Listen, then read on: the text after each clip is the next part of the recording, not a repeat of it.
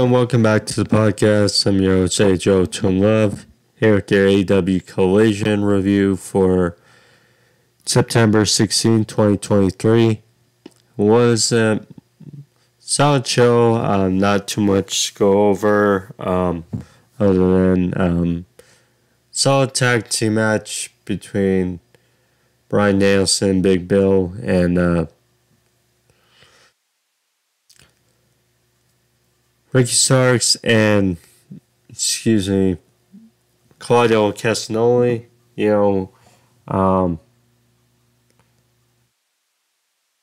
Look, people, I'm sure, are giving this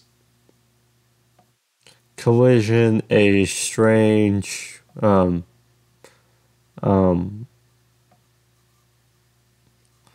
term could say is spin on how they feel about this collision. Like CM Punk, we know, had input and creative on Collision, basically a show, and I'm definitely curious how now with him gone, it feels like some of the stuff on the show was good. Okay, so we have John Silver's and Dark Order presumably going after the Acclaim. Great. But being Bowens and then getting a title shot, in the trios division, you have a plethora of trios. Win matches. It's now Aussie Open. We hate how FTR is going in these open challenges because they're too much, really. But Aussie Open challenging FTR for the AEW Tag Team titles at Wrestledream, that's a very good sign. We know those two have history. We know Aussie Open has a good gripe for being in the tag team hunt. Obviously they were the Ring of Honor Tag Team Champions and have gotten some wins since All In and could progress from there. So I do like some of the stuff. Andrade versus Scorpio Sky, good match. Leading to Andrade versus Jay White next week, which will be great. Just, some of the other stuff, some of the basic fine-tuning story and build to stuff is not quite there. Which AEW could be better at, but it seriously does feel like with CM Punk now being fired, that a part has been really taken away from the creative process of Collision AEW, because simply, look, CM Punk with Collision is one less. Sure, Tony Khan probably has what to say, but one less thing he has to worry about creatively, really. So yeah.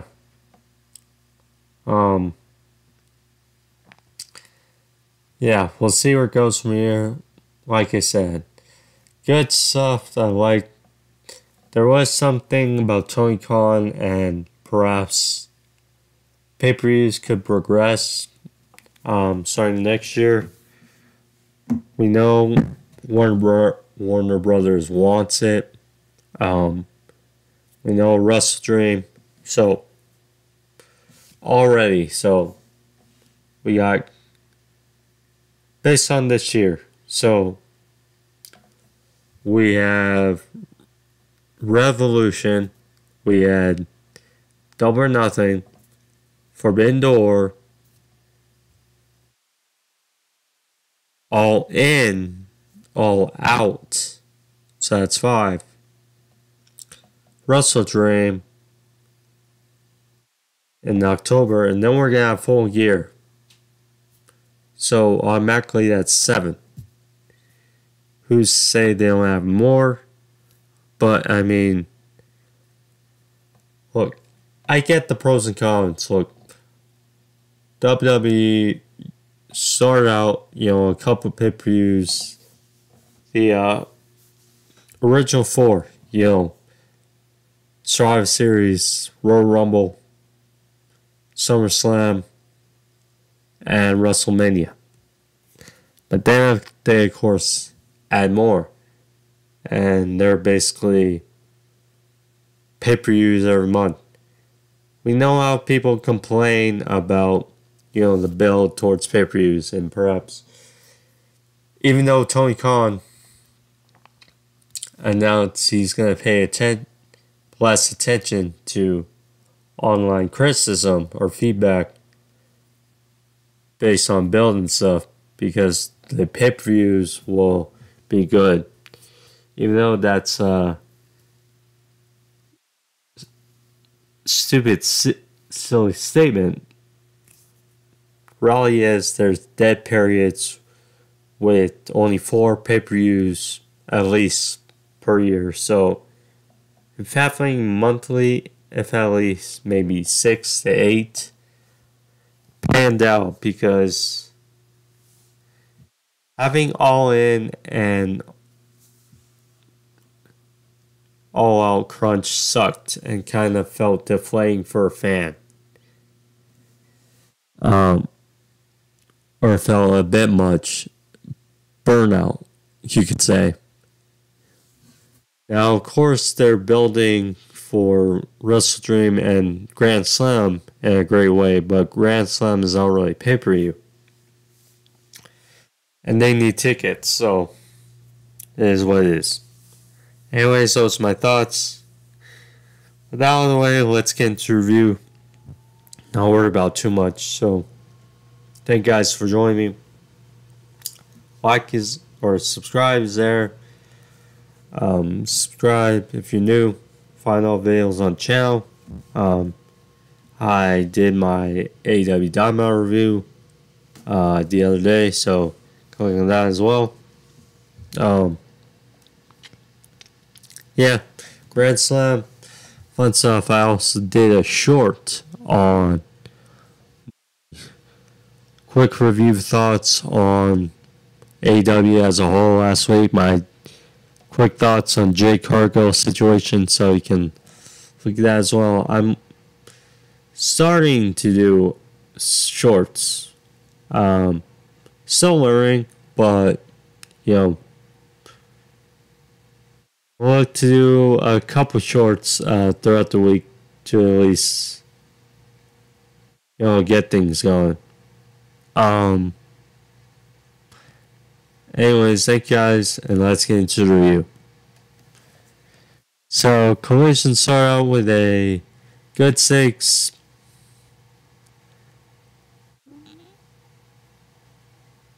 Now, I will have to say the whole, Take 22 thing is stupid. It should not have happened. That's production. That's silly. That's on Tony Khan. Match was good for a good open. Sarks hit his usual old school off the top. Bryan was getting beaten down, but he got the hot tag to Claudio, who had a fireman's carry cutter for a near fall. Bill had a big choke slam for 2. not on Big Bill, but Claudio hit the big swing on Sarks. Sarks, if you look at it, he hit his pose during the swing as he was getting swung.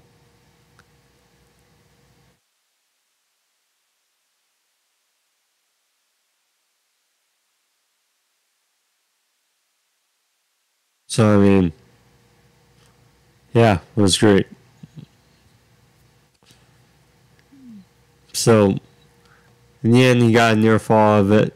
Bryan came in, just drop kick, knocked Bill to the outside, hit a suicida.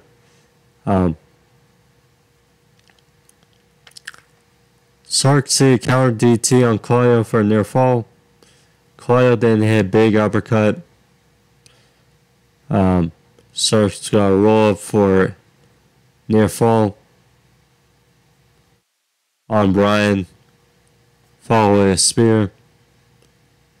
While the referee was distracted with commotion on the outside, Sarks hit a low blow, followed with a Rochambeau on Bryan for the win. So, Sarks gets his win back from All Out.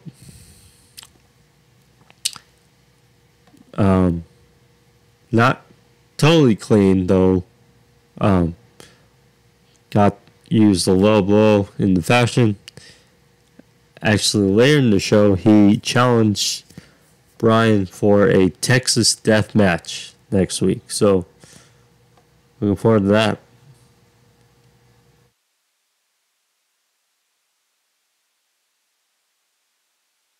So, dang it. Okay, there we go.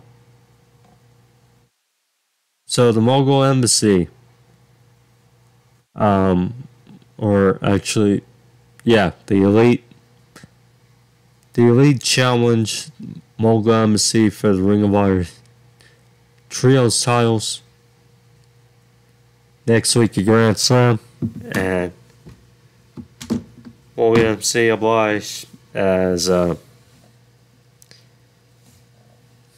or they allowed challenge, and then right away the Elite responded. So yeah, Rampage Grand Slam. The Elite look to become two-time Ring of Honor Trios champions against the Mogul Embassy, and build up for Swerve and Hangman at Wrestledream. I like to see it.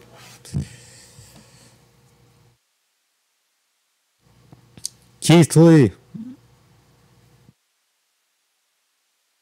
Take 22. Now, at first I didn't really see it, but then of course, or I heard it, but people, nonetheless, a botch, people are going to know about it, people are going to make fun of it. It is what it is. So it's confronted by Shane Taylor and Lee Moriarty. As I checked, Lee Moriarty said he was teaming with Big Bill. And then Big Bill, which I get, left him for Ricky Starks, basically. Yeah, Big Bill's fucking the best he has so far in AEW. FTR for Science Savages. This was short. Of course, you know how I feel about the open challenge. But FTR won with the shower machine.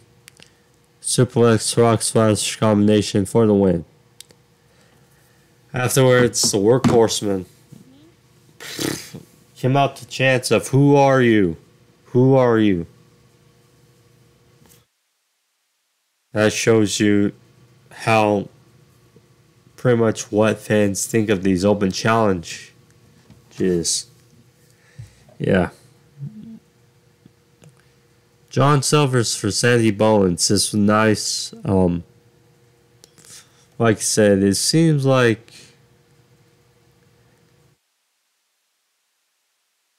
was confirmed for Rampage Grand Slam. It's going to be the Acclaimed versus Dark Order for Trios Championship. I like this match, what it means, but again, each one of the Trios champions. I mean, not more wins. I mean, I get it. They've been featured more prominently the last couple months, really, or weeks. But, yeah. Anyways, finish came here. Idolo, who is the real first challenger for Bowens. I'm not sure. Some people were saying, well, Uno was in Canada and they were worried if he was going to make it back in time. So it changed Silver's. There's a bunch of reports. Anyways, Silver's a decent match. Anyways, Uno came out from under the ring, threw Bowens in the post, rolling back in the ring. Silver's hit a punt, knocking out Bowens 1, 2, 3, and Johnny Hungy got the win. A. Kingston. We know how great A. Kingston is with words. Say he doesn't have to say much left to Claudio. Saying that win or lose next week, it ends for him. Talking about all the excuses Claudio may give, not knowing what happened between them. All the not giving business to them. But it says that, through it all, he always has hope. Talks about New York next week, saying he's not going to beat him. But he has hope he has New York behind him. Yeah.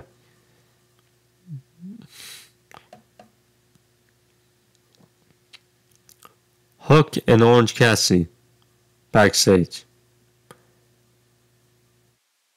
saying that they're going to get a tag team match for a Grand Slam. Or deal with it. Yeah. They basically nonchalantly agreed. Just wait to get them on the show. Rampage Grand Slam. I saw a video. I'm thinking it's going to be a trios match.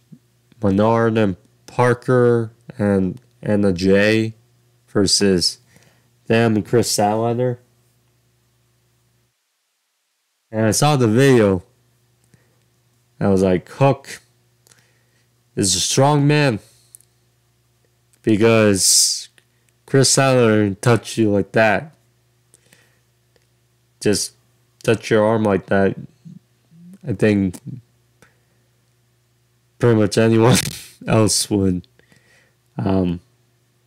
just melt. But yeah, nonetheless, I'm guessing that's the trios match. Get Orange Cassidy on the show. Hook because New York. Well, they said Rampage Grand Slam is going to be 2 hours. So, I mean, damn. First time I want to tune in to Rampage in a while. Aussie Open. They basically faced some jobbers. That's really well what happened after. So,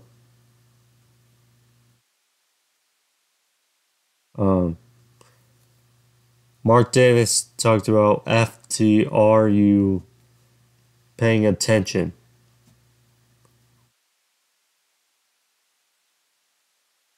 So, Fletcher is good promo.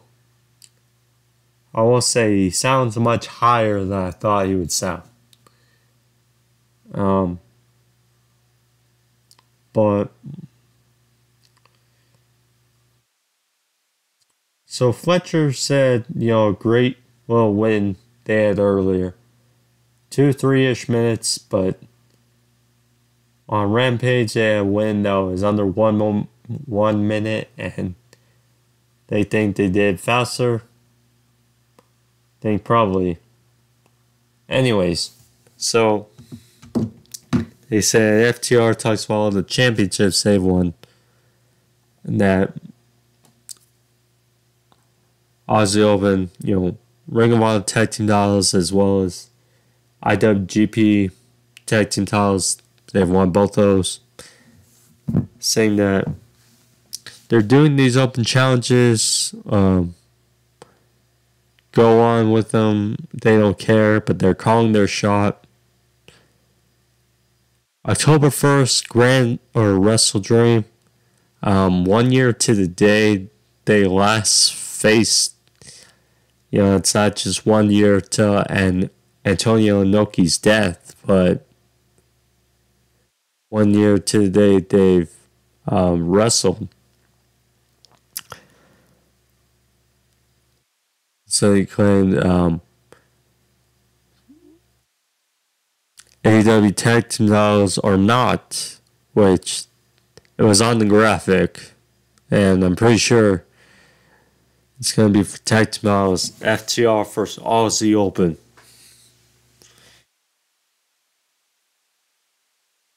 Yep, that's going to be a fun one. And then, yeah, so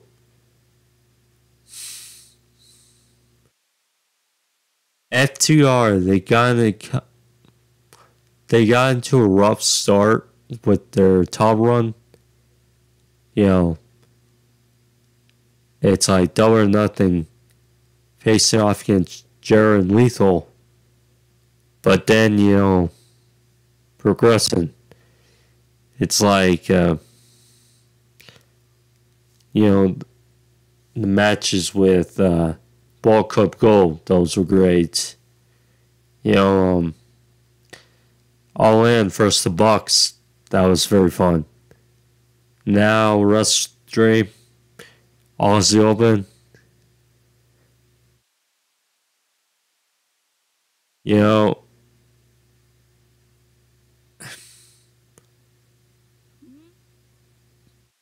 I would really like Aussie Open to win.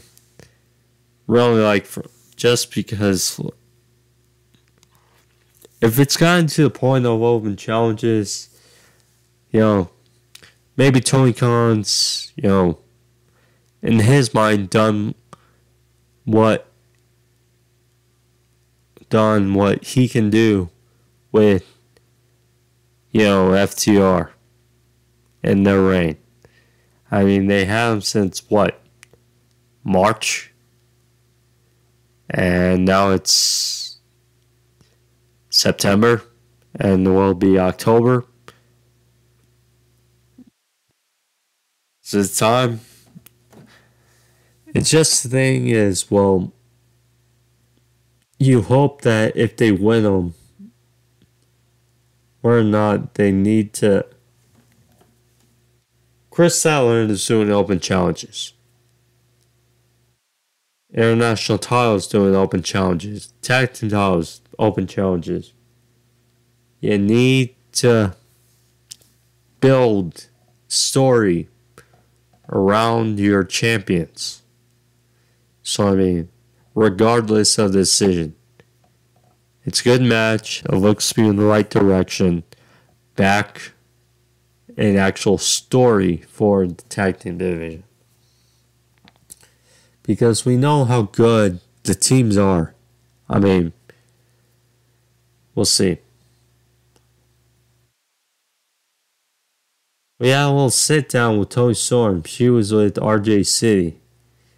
She was complaining about the lying, this and that. RJ was trying to interview her about the match versus Saraya at Wednesday Grand Slam, which should be interesting. Formerly of the Outcasts, Yeah, it's intriguing. It's intriguing how they're doing with Tony Storm. It was only part one, to be continued.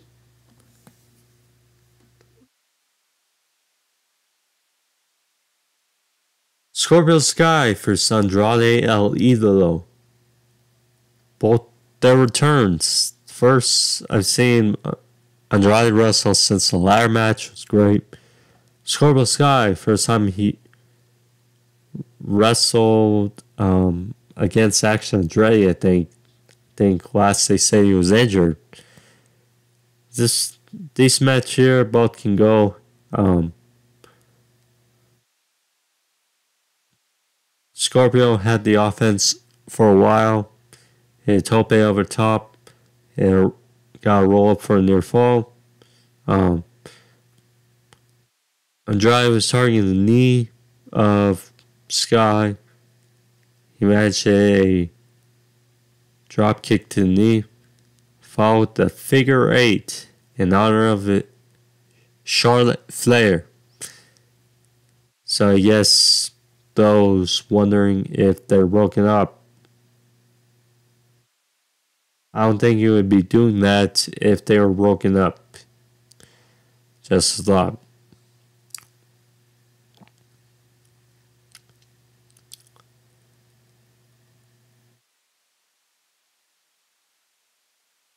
So, anyways, Scorpio tapped out. Bullet Club Gold arrived on the stage. Jay White returned. He was not there for personal reasons, and boy, it's great to see him there. Because Bullet Club Gold is great. It's great.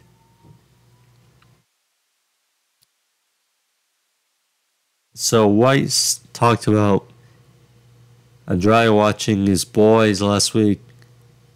But he said, well, they can't have them. They're his. So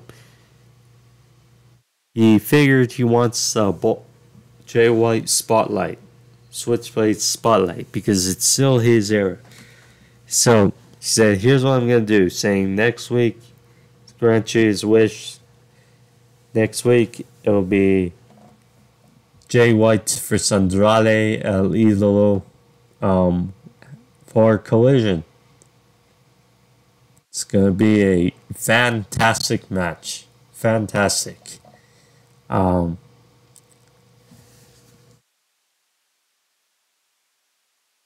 Club Gold versus Legal Felt LFI. Jalisco, Preston Vance, Roosh. They make the presence because it'd be 4-on-4. I don't mind it.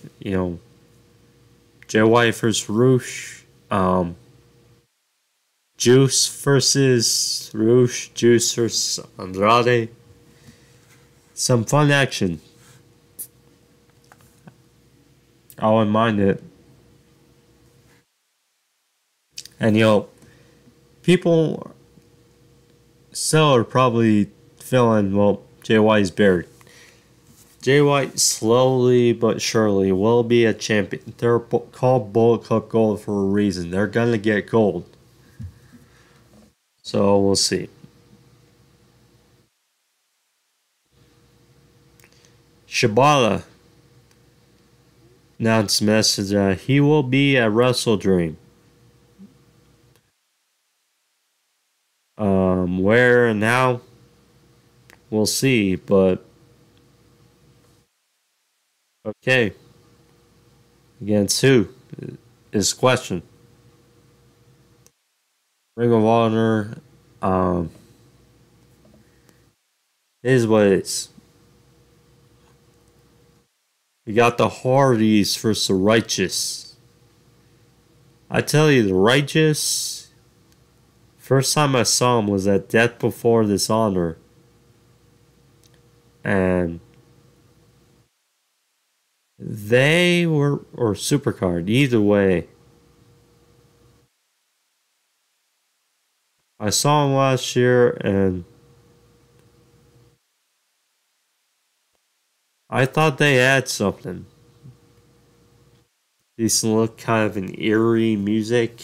You know, like Vincent and Dutch played well. I think Stu Grayson is a part of them now. So yeah. And they've been playing vignettes a little bit the last couple weeks. Faced off against Hardys, and they did interesting job. Dutch, he had a big boss man slam on Matt for a near fall. In the end, Jeff, he got the hot tag, held him off as best he could, but ultimately, Dutch's power. Vincent hit like a Dudley dog, like maneuver cutter, for the win. I mean, huge. You can tell the crowd was not into it. But yeah, the Righteous. That's the thing though is afterwards they called for a challenge for aiming their eyes on the Ring of Honor Tag Team titles versus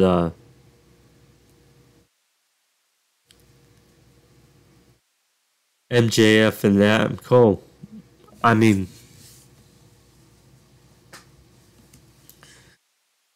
look, we could say the story is there with the Kingdom, but part of me with this storyline feels they shouldn't be Ring of Honor. They should be AEW. So, part of me is okay considering, yes, it should be AEW in the storyline. So, I mean, having them going after tag titles would be. Plus, the other thing is be a bit predictable. So, I get it. And yeah, Dutch and Vincent, I like. The Hardys, it feels weird though, seeing them lose. Claudio Castagnoli. Yellow vignettes on A. Kingston. FTR. They applied to Aussie Open's challenge. Which they obliged, so good on them.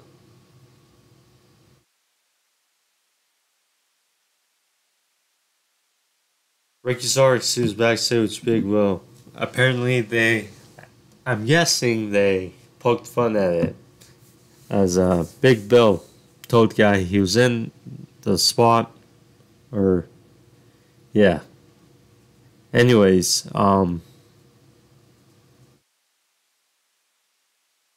they play a vignette for Bryan Danielson and Ricky Starks for Wrestledream. Starks said he was pissed. Playing a video for a guy he just beat and a guy that doesn't work there. Saying that he's fed up with this. Talk about he doesn't have a match with Wrestledream, so he's going to put an end to this, an end to Bryan Danielson. So next week there'll be a Texas death match.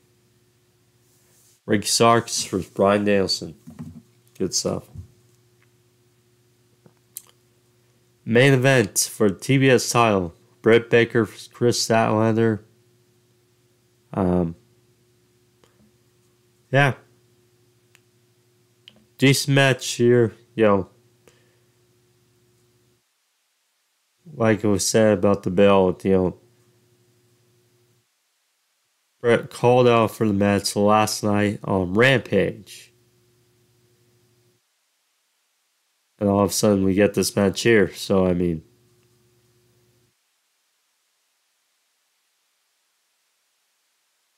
for Tony Khan not understanding why people are upset about build, there you go. So that this main event was good, but yeah. I thought Britt, they were hyping up her going to Penn State, this home Penn State, you know, in the end, though, it was a good finish. So, Britt hit a thrust kick, followed with a lariat by Kris, landing the double down.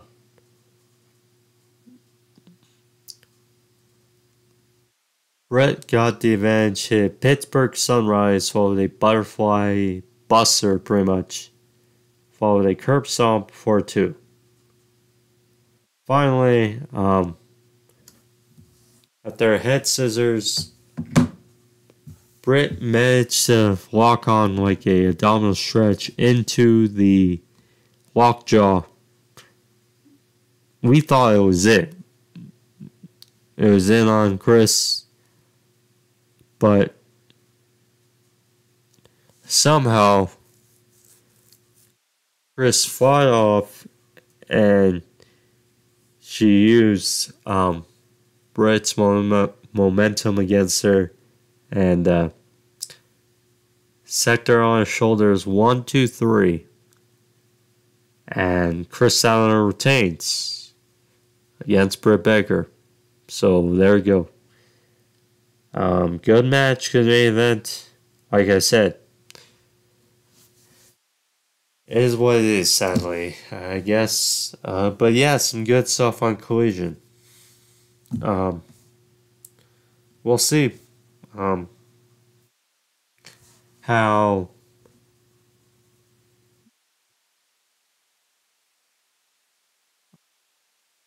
review Dynamite, Grand Slam, and Collision. I will probably tune in for Rampage, but not review it. But yeah. So I'll be back Thursday then. Keep your eyes on it. Although, thank you guys for joining me. I made Joe to Love. See you guys for Thursday. Peace out. Love you guys.